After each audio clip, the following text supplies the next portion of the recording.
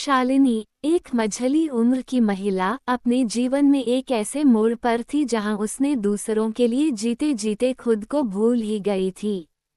पति का देहांत हुए 3 साल हो चुके थे और शालिनी को वो सब करने की इच्छा बहुत तेज हो रही थी, लेकिन मौका नहीं मिल रहा था। उसकी इकलौती बेटी भी अपनी पढ़ाई के लिए दूसरे शहर चली गई थी। अब उसके पास बस उसके अकेलेपन और यादों के साथ रह जाने के अलावा कुछ नहीं था। लेकिन वो जानती थी कि जिंदगी अब भी कुछ छुपा कर रखी है। शालिनी अपनी मौसी सुमित्रा के घर में रहकर उनकी देखभाल करने लगी।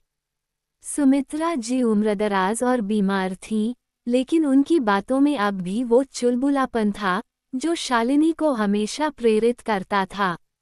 एक दिन सुमित्रा मौसी ने शालिनी से पूछा, तूने कभी अपने लिए सोचा नहीं? दुनिया को तो बहुत दे दिया, अब खुद को जीने दे। शालिनी ने मुस्कुराकर टाल दिया। लेकिन सुमित्रा मौसी के पड़ोसी रोहित, जो कि एक लेखक और तलाकशुदा थे, शालिनी की ओर धीरे धीरे आकर्षित हो रहे थे। रोहित का स्वभाव बहुत ही शांत और समझदार था। वो अक्सर सुमित्रा मौसी से मिलने आया करते और शालिनी से हल्की फुल्की बातें करते। एक दिन बारिश हो रही थी। सुमित्रा मौसी ने रोहित को चाय के लिए बुलाया। शालिनी ने पहली बार गौर किया कि रोहित की आंखों में कुछ ऐसा था जो उसे बहुत दिनों बाद अपने होने का एहसास करा रहा था। रोहित ने शालिनी से कहा, आपकी चाय में सच में जादू है।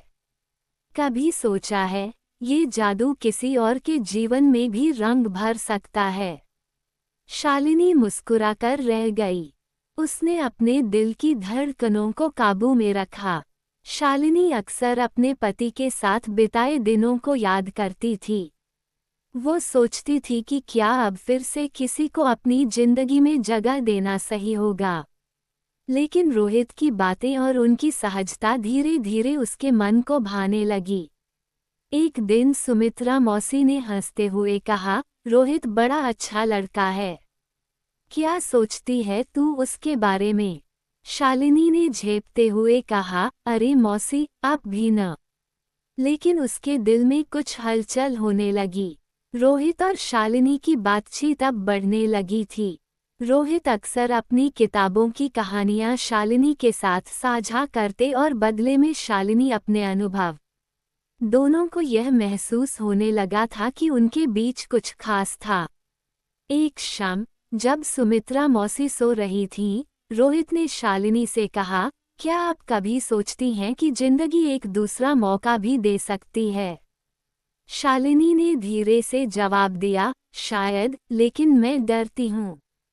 रोहित ने उसके हाथ पर हाथ रखते हुए कहा, डरिए मत। मैं भी डरा हुआ हूँ, लेकिन शायद हम दोनों एक दूसरे का डर दूर कर सकते हैं। शालिनी तो ये सुनकर होश ही खो बैठी और कब होंठ आपस में मिल गए पता ही नहीं चला। धीरे धीरे वो सब कुछ भी हो गया। कई बरसों की प्यास बुझने के बाद एहसास हुआ कि यह क्या कर दिया, लेकिन बाद में कर भी क्या सकते हैं। रोहित भी अपने घर पर चला गया।